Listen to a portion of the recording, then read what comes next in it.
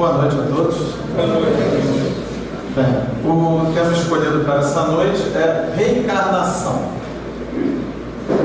Bem, estamos numa casa espírita, então quem vê isso a primeiro momento pode parecer um tanto óbvio demais, né? Falar de reencarnação é algo muito sugestivo e às vezes alguém pode dizer até batido, né? Falar sobre reencarnação numa palestra espírita. Só que para a gente contextualizar um pouco a temática, como nós gostaríamos de abordar, lembremos então a passagem de Jesus, já no último ano da sua missão aqui na Terra, em que ele estava indo de Jericó para Jerusalém, e no caminho já o aguardava um cego chamado Bartimeu, vulgarmente conhecido como cego de Jericó. Bartimeu, diante das suas dificuldades de ordem física, aguardava Jesus para que Jesus resolvesse o seu problema. E no caminho que Jesus já se aproximava, a multidão já começava aquele certo burburinho, e Bartimeu se deu conta da presença do Cristo. Então ele se vira já no meio da multidão e fala assim: Jesus, tenha misericórdia de mim. E aí Jesus, percebendo aquele homem com dificuldades, se movimentando no meio da multidão, Jesus se aproxima dele e faz a seguinte pergunta: que queres que eu te faça? Bem, pergunta também um tanto óbvia, né? A pessoa para e pensa: não, eu sou cego, quem que é o cego aqui? Sou eu ou é ele, né? Será que ele não consegue perceber que o que eu quero é enxergar? E Jesus novamente pergunta para ele: o que queres que eu te faça? Ele diz: eu quero enxergar.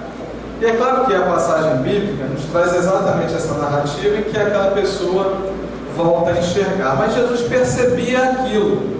Mas mais do que perceber a sua diversidade física, Jesus percebia também as suas necessidades espirituais. E é nesse sentido que a gente vai tentar abordar esse tema.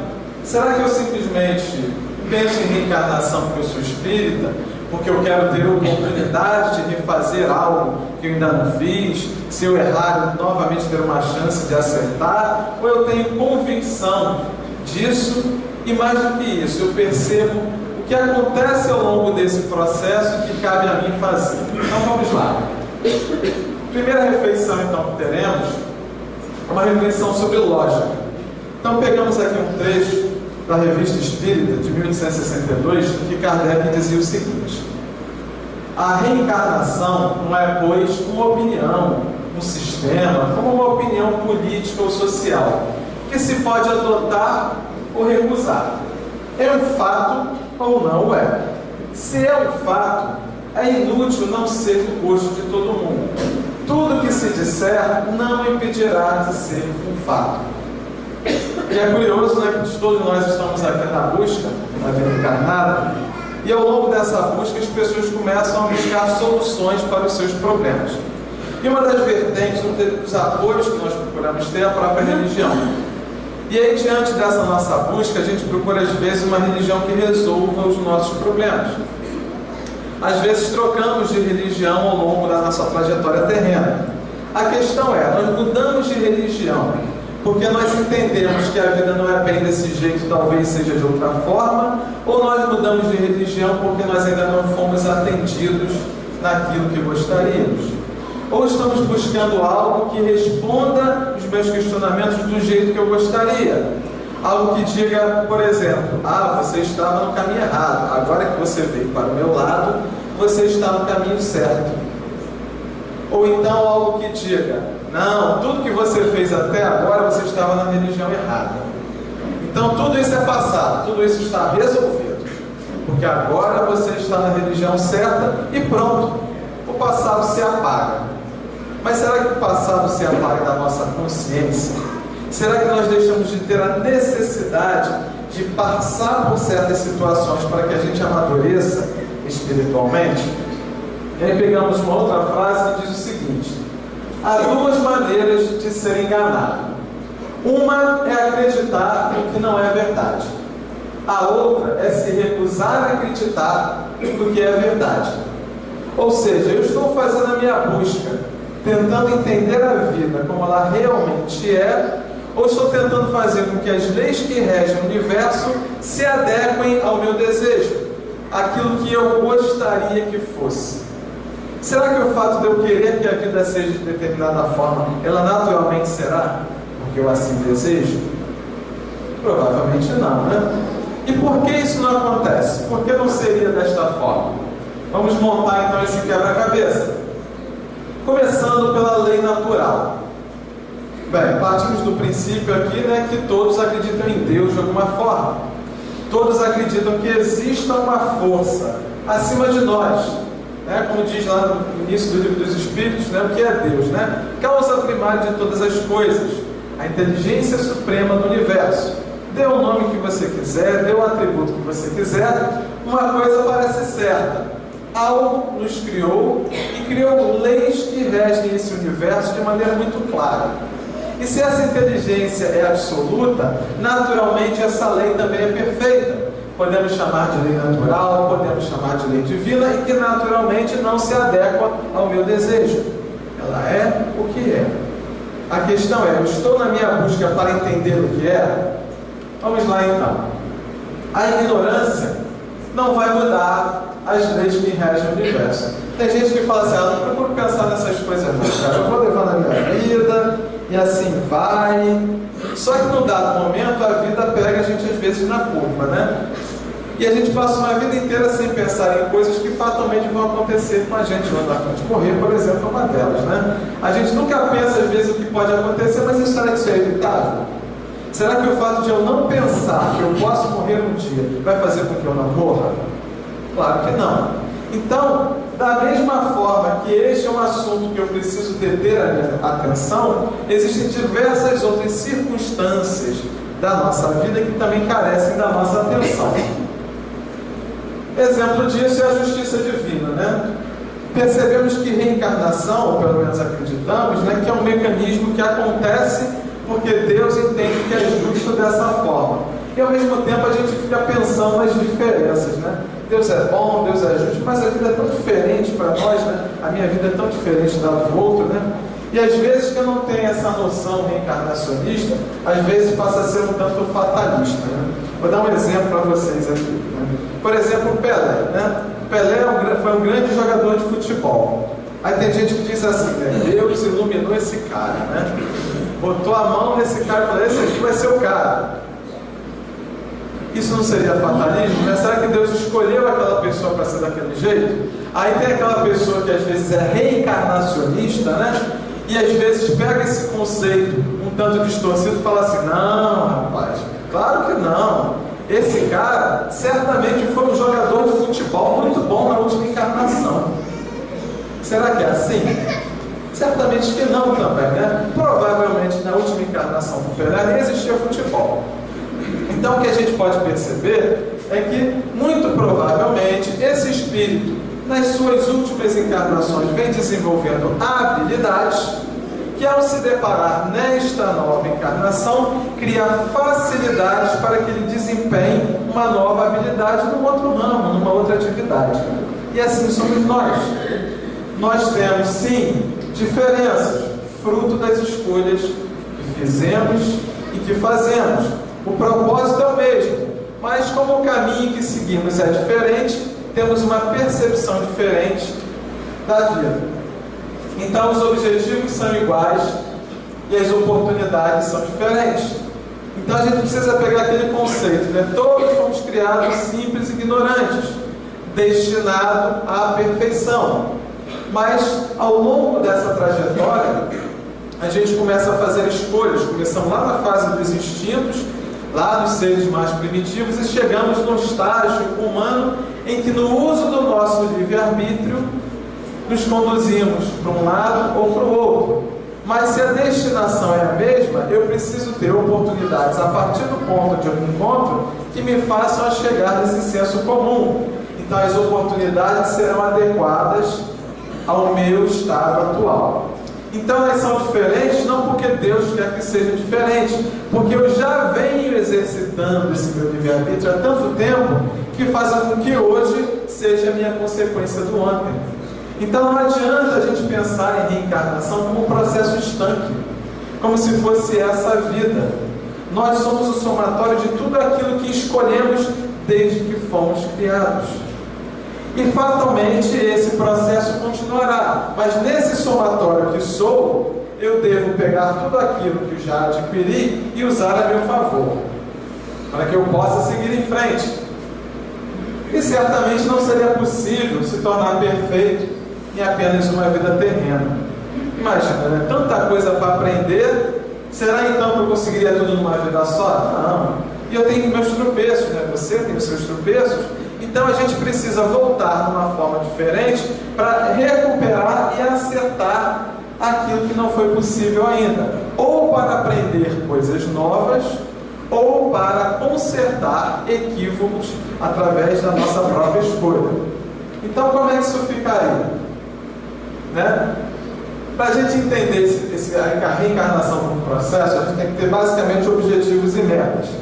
Então, quais são os objetivos da minha reencarnação? A gente costuma dizer muito também no meio espírita que nós vivemos num mundo de provas e expiações. Mas o que seria isso então? O que seria uma prova? Prova é como acontece lá na escola. Você aprende a teoria, até que num dado momento você passa por uma avaliação para perceber se conseguiu realmente internalizar aqueles conceitos ou não. É claro que na escola você recebe uma nota, né? Aqui não há uma nota, porque aqui é o juízo da sua consciência, trazendo para você a realidade daquilo que você é. Ou seja, será que eu entendi? E nesse processo de escolha contínuo, eu vou tendo novas oportunidades, novos aprendizados e escolhendo. Se de repente eu escolher algo de maneira equivocada, vou fazer de novo e vou tentando acertar. Esse seria o nosso caminho natural. Mas dissemos que estamos num planeta de provas e expiações. A expiação já é algo um pouquinho mais complexo. Porque o ideal é que a gente se depare com a teoria e exercite na prática e acerte. Depare com a teoria e exercite na prática e acerte. Só que tem gente que, além de não acertar, ainda acha que é muito bom estar do jeito que está. E às vezes, quando eu acho que é bom estar desse jeito, às vezes eu interfiro na vida do outro. A vida mostra que a gente deveria escolher de outra forma, mas eu falo, não, eu quero ser desse jeito. E pronto. Não quero mudar. Mas veja bem, Alessandra, esse seu jeito faz com que os outros sofram. Não, mas eu acho que está bom ser do jeito que eu estou. Então o que a vida faz comigo? Faz com que eu seja um repetente daquela escola. Eu tenho que voltar não para que eu sofra, mas para que eu refaça o caminho novamente, numa nova posição, para que eu passe por aquilo que talvez eu fizesse o outro passar. Não para que eu sofra, mas para que eu entenda, através da minha própria vivência, que o caminho não é aquele. Isso não faz bem ao outro, não faz bem a mim. E a terceira opção, né? Que é aquela que tem bem menos proporção, é a missão. Como nós estamos no tal planeta de provas e expiações, os missionários são aqueles que já entenderam. E eventualmente vêm aqui para nos ajudar a pegar no tranco. Mas muito provavelmente a gente se encontra naquelas duas primeiras situações. Quem sabe algum de vocês esteja por aqui, eu estou mais para lá do que para cá, né? Mas aí não pode a gente dizer didaticamente que a gente está assim, você está só do lado de cá, você está só do lado de lá, porque nós fazemos escolhas o tempo todo. Então essas coisas se misturam e as minhas necessidades também se misturam. Então, dentro desses objetivos, o grande objetivo principal que nos leva à evolução intelecto-moral. Esse é o objetivo. Entender quais são os mecanismos da vida, ou seja, como se processa aquela lei natural, e ao mesmo tempo ter aderência com ela. Ou seja, eu entendo e eu vivencio isso, eu acho que isso é o certo. Eu acho que é dessa forma que tem que ser. Então eu preciso fazer com que essas duas coisas andem junto. Esse tem que ser o meu objetivo. E a meta, né, acaba sendo uma só, que se chama felicidade. Há pouco tempo nós até ouvimos uma palestra aqui na casa sobre felicidade. E já ouvimos essa temática algumas vezes. Só que felicidade é algo muito subjetivo. Cada um tem a sua interpretação do que é felicidade. quer seja pelo estado espiritual em que se encontra dentro da sua escala evolutiva enquanto espírito imortal que é, quer seja também no seu momento na presente encarnação. Então nós percebemos essa questão de felicidade de acordo com a nossa percepção das nossas necessidades. Necessidade, como seria então a percepção das nossas necessidades? Eu trouxe aqui uma pirâmide que eu apresentei uns 2 anos atrás aqui numa outra palestra e achei que se encaixaria aqui. Avaliando então as nossas necessidades, ou pelo menos como nós percebemos as nossas necessidades. Quem criou esse modelo aqui não fui eu, né? Foi um psicólogo americano chamado Maslow. E o Maslow dizia o seguinte: na base dessa pirâmide, no início da percepção das nossas necessidades, estão as nossas necessidades fisiológicas. Ou seja, respiração, comida, água, sexo, sono, aquelas necessidades mais básicas, para que eu consiga subsistir e, de certa forma, manter a minha espécie humana, no caso, ainda viva na Terra. Muito provavelmente, naqueles primeiros reinos, lá quando nós começamos lá atrás do nosso princípio evolutivo, estávamos muito presos a isso aqui, né? E a gente, depois de muitas encarnações, sobe mais um degrau. E nesse outro degrau, nós temos uma segunda percepção de necessidade, que é a de segurança. É claro que lá nas cavernas, né, quando estava naquela época lá atrás, a minha necessidade fisiológica passava para a segurança na medida em que eu dizia o seguinte: eu preciso me agrupar com alguém. Porque eu sou um ser muito frágil, eu preciso de quê? Eu preciso de uma caverna para me esconder, eu preciso fazer com que o grupo me auxilie a caçar, que seja. Ou seja, a gente começa a se reunir em sociedade.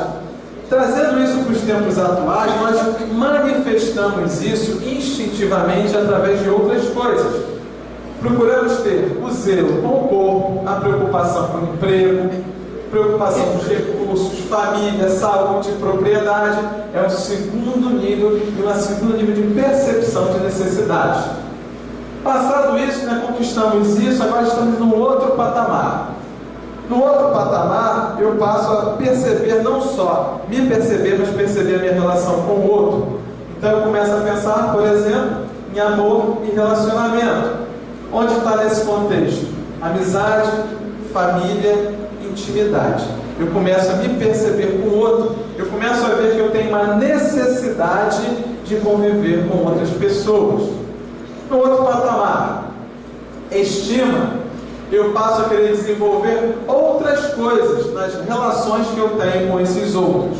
Autoestima, confiança, respeito que eu tenho pelos outros e respeito que eu recebo dos outros. Eu quero ser respeitado, mas aí eu preciso também aprender a respeitar. Não basta eu perceber as minhas relações, eu preciso valorizar a melhor forma de conviver com as outras pessoas. E mais eu coloco no topo da pirâmide a realização pessoal, onde entra nesse contexto a moralidade, a criatividade, a solução dos problemas, a ausência de preconceitos e a aceitação dos fatos da vida. É claro que quando Maslow pensou isso, ele pensou isso apenas para o ser carnal, ou seja, ele viu isso apenas na visão de uma encarnação, como se tudo acabasse no túmulo. Então eu tomei a liberdade de abstrair um pouquinho e botei mais um pedacinho nessa pirâmide, que seria a nossa realização espiritual. Esse processo nós trafegamos nele há milênios e fazemos isso também de forma reduzida em cada reencarnação, em cada desafio novo na carne. Só que o grande objetivo é esse aqui, porque de que adiantaria eu chegar até esse patamar e tudo acabar no túmulo? O que adiantava eu ter todas as minhas realizações, todos os meus desejos satisfeitos e a vida simplesmente acabar? Faz sentido? Parece que não, né? Então, quando a gente chegar nesse patamar, a gente vai poder dizer essa frase aqui que Jesus falou: eu sou um com o Pai. Não porque Ele é o Pai, mas porque Ele entende, porque Ele vivencia de tal forma e tem um certo patamar intelecto moral em que Ele conhece a execução da lei divina, mas ao mesmo tempo Ele tem um alinhamento total com aquilo. Ele não questiona mais algo que ele já vivencia, ele já sente, ele já ama. Então precisamos sim passar por tudo isso, e a nossa visão de necessidade vai mudando. Então a gente precisa perceber o quanto isso se encaixa no nosso processo reencarnatório, o quanto eu percebo a mudança dessas minhas necessidades. Se eu estou voltando na Terra mais uma vez para acertar, como eu percebo isso? Será que eu entendo que é para isso mesmo? Ou será que é para eu estar sendo atendido naquilo que eu quero na presente vida?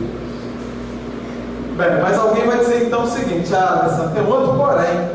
Quando a gente reencarna, a gente esquece. Será que esquece? Eu diria que o esquecimento, ele é seletivo e temporário. Como assim? Bem, primeiro que tudo aquilo que você viveu, quer seja nessa encarnação, nas demais que já se passaram, continuam com você. Nada disso se perdeu. Tudo isso está guardado, mas não tão acessível assim por estarmos reencarnados e tolhidos nesse corpo de carne, que é o nosso instrumento da vida terrena. Mas ao mesmo tempo, isso é seletivo, porque a gente tem alguns lampejos que fazem com que isso venha à tona de uma determinada maneira. Por exemplo, quando estamos num lugar que às vezes parece familiar a gente, ou quando encontramos uma pessoa e falamos assim: meu santo não bateu com esse cara. Às vezes a gente fala isso, né? Ou então aquele que é reencarnacionista vai dizer: com certeza esse cara foi meu algoz na vida passada. Às vezes é o contrário. Às vezes nós somos os algozes. E não necessariamente aquela pessoa é a pessoa que treinou comigo a encarnação passada. Mas de alguma forma aquela pessoa, com as suas características, com as suas observações, com a sua vivência, fazem voltar em mim alguns sentimentos, talvez não resolvidos por mim na vida anterior. Ou seja, independente de eu conhecer essa pessoa do meu passado ou não, a situação que eu estou inserido é para que eu aprenda. Eu estou naquele período de provas, evitando a expiação, de preferência a provas. Diante disso, um benefício, né, desse esquecimento é a libertação da culpa. A gente fala assim: não, então agora que eu desencarnei, eu sei que quanta bobagem eu fiz, né? E às vezes isso pesa. E às vezes ficar com isso tão presente, tão profundo, faz com que dificulte a minha nova experiência na carne. Então isso me ajuda a me libertar para que eu possa, sem esse peso, tentar fazer diferente dessa vez. E da mesma forma que eu não culpe tanto os outros. Porque quando a gente se relaciona com o outro, a gente coloca um pouco de nós também naquela relação. Será que não tem uma parte que cabe a mim? O mais importante não é só resolver com o outro, é eu me resolver, eu me entender. Porque quando eu me entender e me resolver, eu estarei pronto para resolver qualquer problema com o outro. Então isso tem o seu porém. Aí tem uma outra situação aqui que eu chamei de o exercício da emoção contraditória. Vou ter até isso entre aspas. Por que emoção contraditória? Porque a reencarnação te permite exercitar isso de uma outra maneira. Suponhamos que você tem realmente um algoz no seu passado, e aí ele te prejudicou bastante. E aí alguém fala assim para você do lado de lá: você vai voltar com essa pessoa. E essa pessoa será um parente seu muito próximo. Aí você: não, de jeito nenhum, cara, porque esse cara não dá. Não vou voltar, não vou voltar, não vou voltar. Não, mas você também precisa. Então tá bom, então vamos voltar. E aí volta esquecendo. Você volta esquecendo, ele volta esquecendo. E no primeiro exercício que a gente tem de família com essa pessoa, a gente começa a desenvolver um certo afeto. E daqui a pouco a gente diz que ama. Mas a gente diz que ama porque a gente não lembra, né? A ideia é essa mesmo. A ideia é que o amor cubra a multidão de pecados. Lembra dessa frase? Só que, como aquela pessoa tem as suas necessidades, às vezes numa situação de expiação, ela passa por um desafio. Só que nessa encarnação, como nós amamos aquela pessoa, a gente fica assim: meu Deus, não é possível que esse meu amor tenha que sofrer tanto. Não é justo. Que curioso, né? Eu, que dizia que queria que aquela pessoa não estivesse perto de mim de jeito nenhum, agora estou sofrendo porque eu estou vendo aquela pessoa que eu agora amo passando exatamente pela sua necessidade reencarnatória. Isso seria tal emoção contraditória? Porque eu preciso sim provar para mim mesmo que eu amo essa pessoa e ajudá-la no seu processo de reeducação. Imagina lá no plano espiritual, alguém chegar para você e falar: sabe aquele seu desafeto? Nossa, aquela peste? Sei, conheço muito bem. Pois bem, então vamos lá, você vai voltar com ela, vai amar, mas ele vai ter dificuldade, tá? Muito justo, porque tem mais é que se ferrar, né? Muito justo. Só que é o seguinte: essa pessoa vai voltar com um parente seu e você vai amar. Ah, vou nada. Será que não vai? E a vida faz isso com a gente, para que a gente exercite o amor acima de tudo. Então, é a reeducação pela vivência. Porque simplesmente falar por falar, chegar no plano espiritual arrependido do que fez, ou daquilo que deixou de fazer, não é suficiente. Aquela evolução, ela é intelecto-moral. Ou seja, eu preciso entender sim, mas eu preciso sentir. Eu preciso perceber que aquela pessoa tem as suas dificuldades, eu preciso ajudá-la. Eu preciso amá-la de alguma forma. Isso também acontece o contrário, né? Acontece com a gente. Não vamos achar que só acontece apenas com o outro. Bem, um outro aspecto bastante interessante também é o conhecimento, a evolução intelecto-moral. Estamos aqui aprendendo, né? Entrei na casa espírita, descobri a vida de uma outra forma, descobri reencarnação, livre-arbítrio, lei de causa e efeito. Um mundo maravilhoso se abriu para mim depois que eu comecei a assistir palestras na casa espírita. Porém, o conhecimento não garante evolução a ninguém. Legal, você descobriu a vida de uma outra forma. Primeiro, será que você está convicto disso mesmo? Eu queria tanto que reencarnação existisse. Será que a gente está convicto? Daí os exercícios, né? Para a gente buscar essa convicção. Mas ao mesmo tempo não adianta eu ficar aqui assistindo palestra, lendo livro, fazendo curso e não botar a mão na massa. Não permitir aquela reeducação pela vivência. A gente vai continuar achando que a vida é de determinada forma, mas a gente vai continuar não sentindo a vida como ela realmente é. E somente através do exercício a coisa se processa. Da mesma forma, não adianta a gente falar assim: então vamos fazer um exercício, se não percebeu o porquê estamos fazendo. Daí a necessidade do entendimento e da vivência moral. Do entendimento e da vivência moral. Aí poderíamos dizer então o seguinte: por que eu vou aprender se eu vou esquecer de tudo depois? Então não vou perder tempo com isso não. Você já falou que eu vou morrer quando chegar lá, já esqueci de novo, quando eu voltar aqui de novo, eu não existo. Porém, tudo aquilo que o Espírito vive, com ele fica. Não só as experiências, mas principalmente as emoções. Os valores que são moldados ao longo da sua trajetória. Não podemos ver reencarnação como um processo estanque. Esse é um processo contínuo. Esta reencarnação é apenas uma fase do espírito. Fase essa que se renova a cada ciclo. É claro que enquanto for necessário, enquanto eu estiver nessa situação de precisar reencarnar, mas isso é contínuo. O desafio para o ser espiritual que somos nós, ele é contínuo e nunca deixará de ser. Somos o somatório de todas as nossas escolhas. Então, mesmo que a gente esqueça do passado, fica aquele sentimento, ficam aqueles valores que começam a se manifestar, mesmo quando eu reencarno. A minha moralidade volta a aparecer nas experiências que vivo. Ou seja, a gente fala assim: o meio faz a pessoa, né? A pessoa que vive no meio ruim, necessariamente ela será ruim. E às vezes a gente percebe que não. Às vezes a gente percebe que num meio difícil surgem pessoas de boa índole. Mas é estranho, naquela família todo mundo, ninguém presta naquela família, aquela pessoa ser iluminado. Mas quem sabe aquela pessoa não é exatamente um daqueles missionários que estão ali para tentar ajudar aquela pessoa.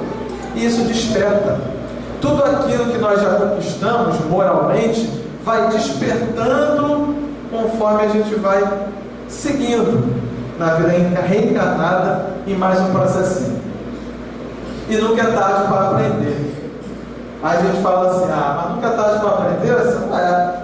vai esperando então que você vai começar a jogar futebol para ser o Pelé da próxima também não, né? A gente está aqui para tentar aprender mais do que essa atividade ou aquela na vida material. Estamos aqui para aprender quais são os mecanismos da vida. Como a vida se processa? Por que tem que ser dessa forma? E como eu me sinto diante da vida, percebendo sim que a vida é realmente dessa forma? Como eu me insiro nesse contexto? Será que a reencarnação parece algo distante, que eu quero para mim, que eu acho legal, mas eu percebo que isso faz parte de mim, eu estou inserido nisso. Não é algo distante, isso é algo que faz parte da minha vida, faz parte do meu contexto. Bem, se isso faz parte do meu contexto, eu devo buscar então um aproveitamento. Se deu tanto trabalho, né? Se a gente acredita que deu tanto trabalho para aqui chegar, eu preciso ver o proveito que posso tirar da minha presente reencarnação. Ou seja, devemos fazer brilhar a nossa luz, ainda que os outros não queiram. Porque eu reencarnei, primeiramente, para mim, e eu devo estar atento às pequenas oportunidades. Se a gente já percebe que somos seres que tropeçam nas suas escolhas, muito provavelmente serão as pequenas oportunidades que, somadas, vão me garantir os exercícios necessários para o meu aprendizado. E isso é uma outra questão também das pessoas que costumam acreditar em reencarnação. As pessoas acham, né, que pela lei do karma, né, vai acontecer uma coisa muito importante e a partir daquilo a minha vida vai se transformar. Será que a gente deve esperar isso acontecer? Será que a gente deve esperar um grande evento acontecer para mudar a minha vida? E se esse evento acontecer aos 60 anos, eu vou passar 60 anos sentado vendo a vida passar? Ou eu vou estar atento a essas oportunidades? Se eu reconheço que eu sou aquele cara teimoso que tropeça diante daquele mesmo exercício há várias encarnações, provavelmente com um grande desafio, eu vou acabar tropeçando de novo, então eu preciso aprender nas pequenas coisas. E a espiritualidade percebe isso. Então, nos pequenos exercícios do dia a dia, que eu vou tendo que renovar, o perdão, a paciência, a tolerância, a indulgência, e eu vou tentando, mas às vezes eu não consigo, mas é isso mesmo. Se você não consegue nas pequenas coisas, imagina se te desse uma grande coisa para fazer, né? Ninguém carrega uma cruz maior do que é capaz de suportar. Mas como esse processo é meu, eu costumo dizer que o processo individual é o exercício coletivo, é o meu processo. Mas a minha necessidade às vezes é a necessidade do outro, como a dificuldade do outro também às vezes é a minha dificuldade. E como eu não percebo, os outros também ajudam a perceber aquilo que eu não enxergo ou não quero enxergar. Por isso eu devo aproveitar, eu devo entender assim, mas esse mundo é tão complicado, as pessoas são tão complicadas, é isso mesmo, é provas e expiações, é onde a gente merece estar. Se a gente entende que não quer mais isso, a gente deve viver de outra forma. Para quê? Para que isso não seja uma das minhas necessidades lá de trás. Minhas experiências, então, são os meus grandes desafios. Os meus desafios não são as pessoas que estão na minha vida. As pessoas que estão no meu caminho fazem parte do meu exercício. Mas o desafio é eu me transformar diante da experiência que vivo. Por quê? Porque tem gente que fala também o seguinte, né, nesse contexto. Mas então eu vou adorar aquela pessoa porque eu vou pagar meus pecados ao lado dela e aí depois eu não preciso mais estar com ela. Será que simplesmente aturar uma determinada situação, ou então achar que Deus está me castigando por causa de uma coisa do passado, é suficiente? É aprendizado? Eu diria que não. Porque se você continua vendo a vida de maneira distorcida, você ainda não percebeu através da vivência que há algo mais existe além daquilo. Eu não estou aqui para ser castigado, eu não estou aqui para aturar as situações, eu estou aqui para aprender com elas. E quando eu começo a entender isso através da minha vivência, essas coisas ou deixarão de aparecer na minha vida porque não serão necessárias, ou eu passarei por elas de uma maneira muito mais natural, sem perceber aquilo como um grande peso. Eu sou capaz, você é capaz. Estar aqui, não só nessa noite, mas nessa presente vida, Deu trabalho. Deu trabalho para a espiritualidade. Será que a gente se dá conta disso? Será que a gente se dá conta de que existem espíritos que nos acompanham diversas encarnações, tentando fazer com que a gente melhore um pouquinho? Será que a gente se dá conta?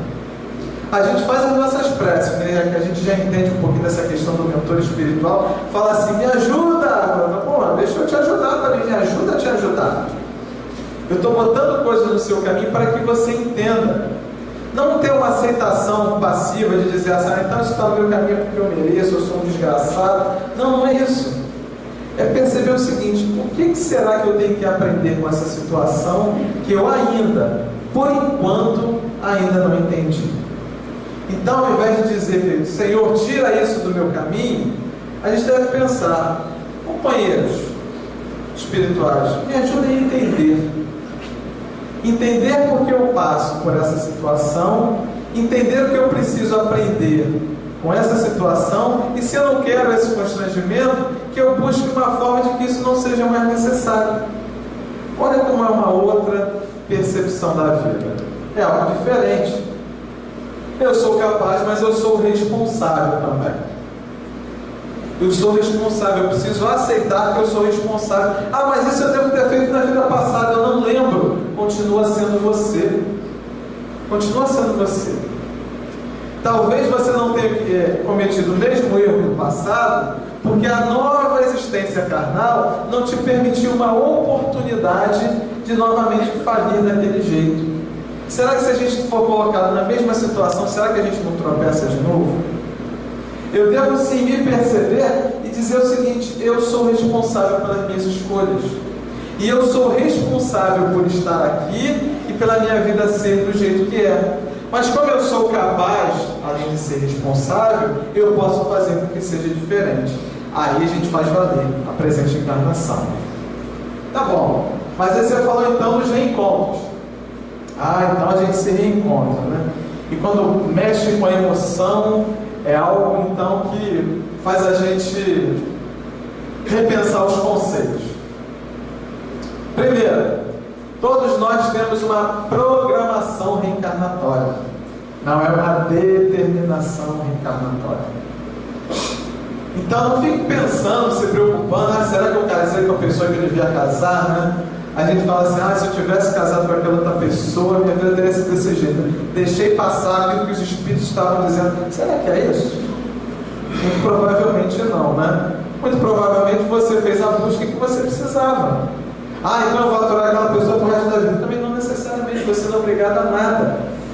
O que você deveria ser obrigado é assim, aprender com as experiências que você vive. Não estamos dizendo que você não pode. Buscamos aquela velha frase também de Paulo, né? Tudo me é lícito, mas nem tudo me convém. Eu devo perceber o que eu devo fazer diante das situações, mas não ficar sofrendo por causa disso. Será que eu fiz do jeito certo? Será que eu não estou mudando o caminho que a espiritualidade traçou para mim? Será que eu não estou pisando na bola com aquele compromisso que eu estava lá do lado de lá falando que dessa vez eu ia acertar? Não sofra por causa disso. Faça o seu melhor esforço. Da mesma forma, uma programação não garante o aprendizado. Como assim? Eu me programei, eu vim aqui, estou aqui, vamos lá, por que não garante? Porque eu devo fazer acontecer. Teoria e prática, como dissemos. Aí tem gente que é reencarnacionista e gosta daquela música do Fábio Júnior, né? Das almas gêmeas, das metades da laranja, né? Infelizmente, Fábio Júnior, isso aqui não existe. Não existe ninguém que complete a outra pessoa. O que a gente precisa é achar alguém que nos aceite com os pedaços que ainda faltam dentro de cada um de nós. E se nós queremos ser algo melhor para o outro, a gente deve se preencher de algo bom, botar esses pedacinhos que a gente quer para a gente, para que a gente ofereça algo melhor ao outro. E ao outro também, mas ele no seu livre-arbítrio, ele no seu processo de escolhas. Então, quando a gente fala dos nossos desafetos do passado, são desafetos temporários. Tudo isso passa. O mais importante é que no final das contas nós vamos cultivar amores para a eternidade. E aí, quando nós conseguimos amar aquela pessoa que nós já detestamos na encarnação anterior, aí chegamos os dois do lado de lá novamente. E aí, você ama essa pessoa? Você fala, amo. Agora deixa eu fazer você lembrar o que aconteceu no passado. E você, caramba, mas agora eu amo. Eu não quero mais odiar. Eu descobri uma outra forma de me relacionar espiritualmente com aquele ser. E esse é o grande desafio da reencarnação. É fazer com que você se permita tentar, se permita acertar. É possível acertar. E como falamos da evolução intelecto-moral, a gente vê sempre isso aqui, né? O anjinho, o diabinho, né? A eterna luta do bem e do mal. E o que a gente deve entender em essência é que o mal nada mais é do que a ausência do bem. Tem gente que fala assim, mas eu não faço mal a ninguém, mas também não faz o bem. Pô, mas eu não estou fazendo nada, não estou prejudicando ninguém, e aí? E aí você continua não aprendendo. Se você já não prejudica as pessoas, que bom. Porque se você veio com um pacotão para acertar, você começa a botar mais dívida nesse carnê, vai ficar mais difícil, né? Mais difícil para a próxima. Então, se você não faz o mal para o outro, parabéns para você, mas não é suficiente. Se a gente não exercitar o bem, a gente continua sem entender. E só a vivência vai fazer com que a gente entenda. O máximo que vai acontecer não fazendo o mal é ficar estagnado. A gente sabe que o espírito não regride, mas a gente precisa olhar para frente. Pessoas, lugares e circunstâncias serão diferentes, mas a minha necessidade ainda é a mesma. Então, fazer o bem não é necessariamente fazer o bem a quem se fez o mal. Se possível, ótimo. Só que às vezes aquela pessoa a quem eu fiz mal, ela é tão sublimada, tão evoluída que ela foi e eu fiquei pelo caminho. E aí fica difícil até eu ter uma oportunidade de pagar a minha dívida de consciência com aquela pessoa, porque ela foi e eu fiquei. E aí, como é que faz? Não pagar mais? Na verdade, não é para eu pagar aquela pessoa, é para eu pagar a minha consciência. Porque no fundo, se ela já passou direto, ela não está nem preocupada com aquele mal que eu fiz, mas eu estou. E eu quero uma chance de me redimir. Se não for com aquela pessoa, que seja com outra. Que você exercite através do bem a mudança que ainda é necessária a você. E mim também. Então é um processo de expansão da consciência. Expansão desse compromisso com a lei natural. A lei natural que existe para que eu entenda, para que eu vivencie. Aí a gente fala também da maturidade dos espíritos perfeitos. Mas são os mentores espirituais, aquela coisa toda, os seres que já não reencarnam mais e tudo mais, eles não nasceram assim não. Deus não chegou com um pozinho de pelim-pim-pim só nesses aqui, né? Daqui para cá acabou. Então esses aqui reencarnam, esse aqui não precisa mais. Será que é dessa forma? É muito bonito falar de Jesus, dos mentores espirituais, aquela coisa toda, mas cara, eles passaram por isso aqui também. E tropeçaram também. Aí a gente fala assim, não, mas a evolução de Jesus foi ascendente perfeita. Ele é um espírito que nunca tropeçou. Será? E se tropeçou?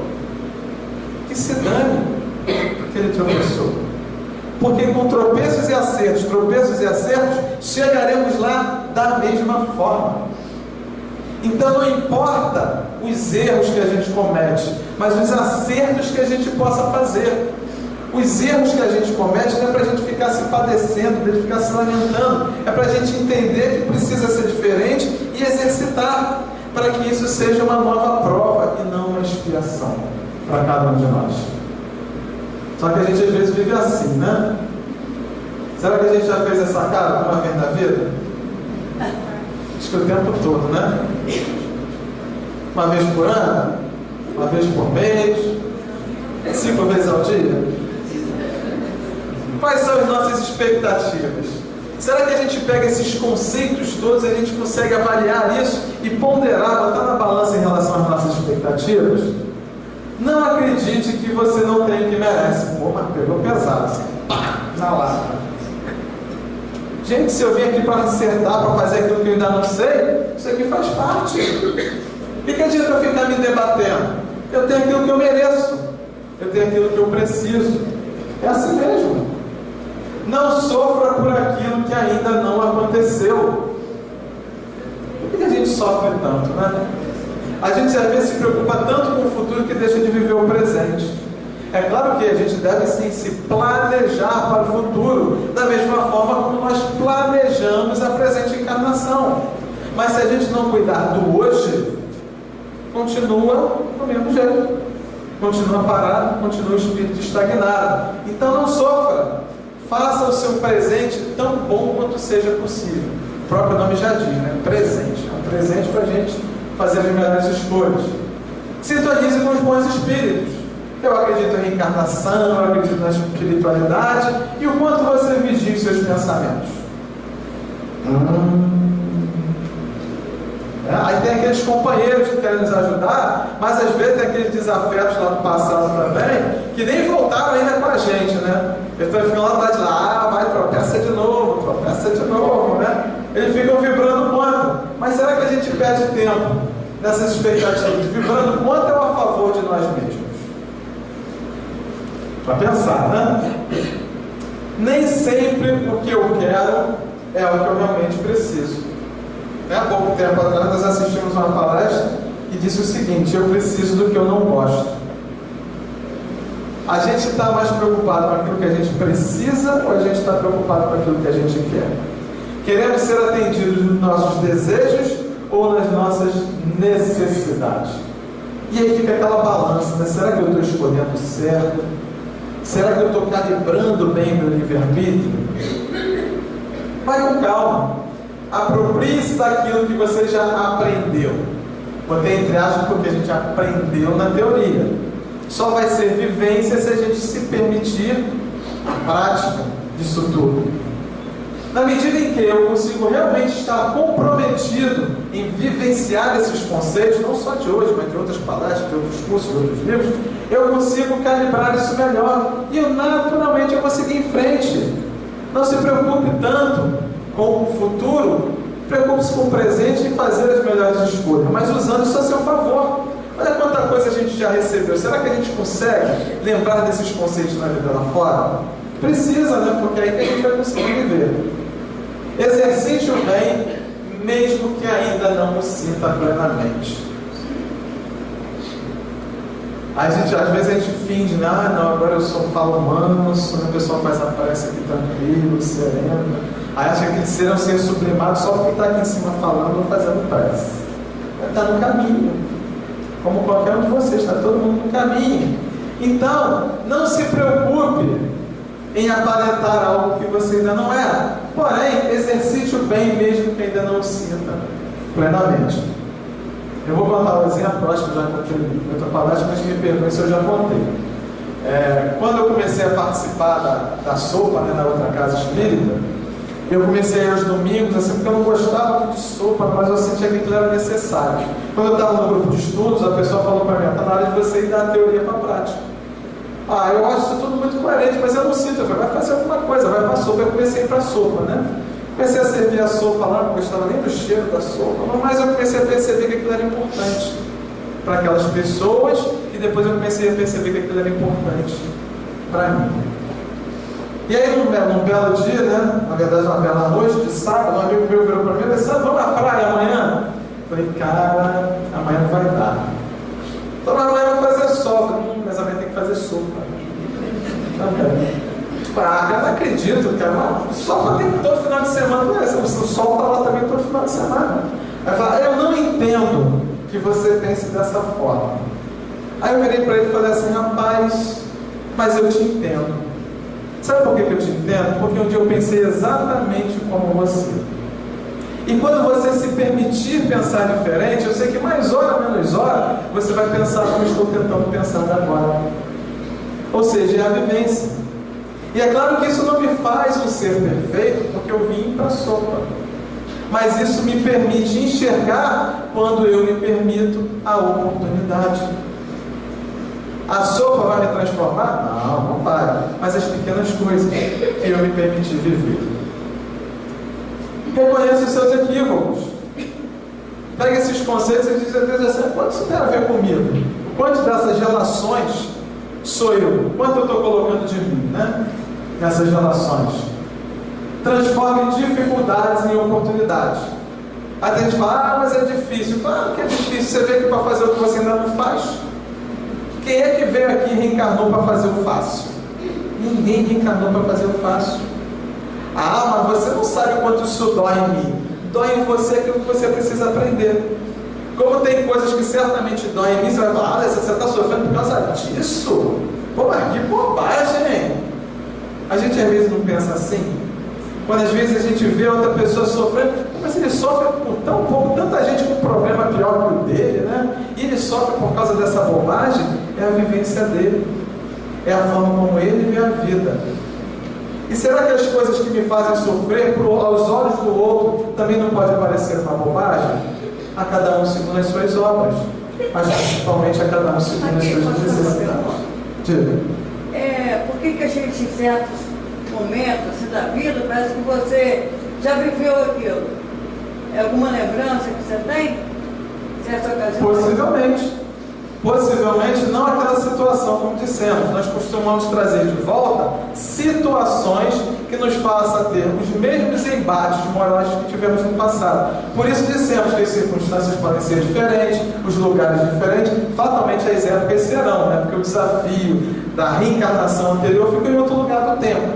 E agora estou aqui num outro momento, mas eu sou colocado numa outra situação que faz com que venham à tona os mesmos sentimentos, para ver se dessa vez, num outro contexto, numa outra situação, eu consigo efetivamente acertar. Então eu preciso me libertar daquilo que não me acrescenta algo bom. Eu preciso abrir mão de alguma coisa. Se eu não abrir mão de alguma coisa, eu vou continuar não entendendo. Eu preciso perceber que a vida pode ser diferente. E esse diferente pode ser bom para mim. Desde que eu me permito, desde que eu consiga abstrair todas essas situações da vida material e me perceba como ser espiritual que sou. Então trouxemos aqui uma passagem citada pelo irmão X, que na verdade narra uma situação vivida pelo Bezerra de Menezes numa reunião em um centro espírita. Num dado momento, ele foi convidado para um desafio, para um debate. Era uma pessoa que se dizia materialista, convidando Bezerra de Menezes para um embate de ideias, para mostrar para ele que o materialismo estava acima de qualquer dessas ideias estúpidas a respeito do vida espiritual. E Bezerra de Menezes responde o seguinte: aceitamos o desafio, mas tragam também ao embate aqueles que o materialismo tenha soerguido moralmente no mundo, os malfeitores que ele tenha renegado para a dignidade humana, os infelizes aos quais haja devolvido o ânimo de viver, os doentes da alma que tenham arrebatado as fronteiras da loucura, as vítimas de tentações escabrosas que haja restituído a paz no coração, as mulheres infortunadas que terá arrancado ao desequilíbrio, os irmãos desditosos de quem a morte roubou os entes mais caros, a cujo sentimento, enregelados da dor, terá estendido o calor da esperança, as viúvas e os órfãos, cujas energias terá escorado, para os caluniados, aos quais terá ensinado o perdão das afrontas, os que foram prejudicados por atos de selvageria social, massacrados de legalidade, a quem haverá proporcionado sustentação para que ouvidem os ultrajes recebidos, os acusados injustamente, de cujo espírito rebelado terá sobretraído o fel da revolta, substituindo-o pelo bálsamo da tolerância.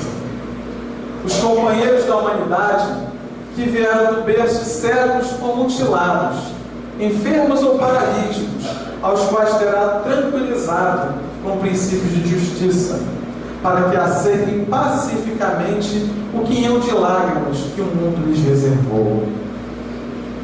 Os pais incompreendidos, a quem deu força e compreensão para abençoarem os filhos ingratos e os filhos abandonados por aqueles mesmo que lhes deram a existência. aos quais auxiliou para continuarem honrando e amando os pais insensíveis que os atiraram em desprezo e desvalimento. Os tristes que haja imunizado contra o suicídio, os que foram perseguidos sem causa aparente, cujo pranto terá enxugado nas longas noites de solidão e vigília, afastando-os da vingança e da criminalidade. Os caídos de todas as procedências, a cujo martírio tenha ofertado apoio para que se levantem. Nesse ponto da resposta, o velho lidador fez uma pausa, limpou as lágrimas que lhe deslizavam no rosto e terminou. Ah, meu amigo, se vocês puderem trazer um só dos desventurados do mundo, a quem o materialismo tenha dado socorro moral para que se liberte do cipoal do sofrimento, nós, os espíritas, aceitaremos o resto. Aqui estamos no mundo material. Qual o peso daquela balança pende a nossa vida? Os valores materiais, os valores espirituais. Já chegando no nosso finalzinho,